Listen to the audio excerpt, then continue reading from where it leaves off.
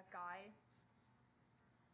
that was, remember the guy on that street down there who was using Property Guys? Yeah.